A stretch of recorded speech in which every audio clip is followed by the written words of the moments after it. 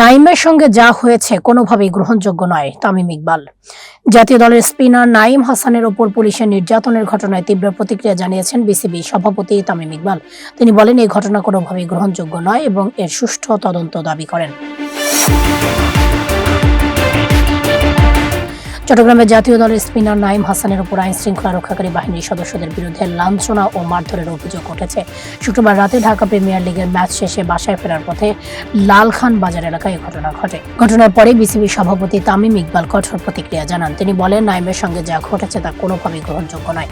তিনি তাৎক্ষণিকভাবে বিষয়টি নিয়ে বোর্ড পরিচালকদের সঙ্গে আলোচনা করেন এবং সংশ্লিষ্ট কর্তৃপক্ষের সঙ্গে যোগাযোগ করেন।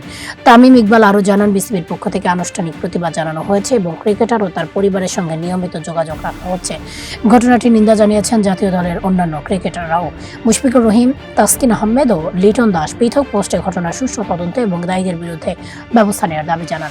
এদিকে পুলিশের পক্ষ থেকে প্রাথমিক তদন্তে সংশ্লিষ্টতা পাওয়ার খুলশী থানার এক এসআই সহ 3 পুলিশ সদস্যকে প্রত্যাহার করে পুলিশ লাইসেন্স সংযুক্ত করা হয়েছে বলে জানা গেছে।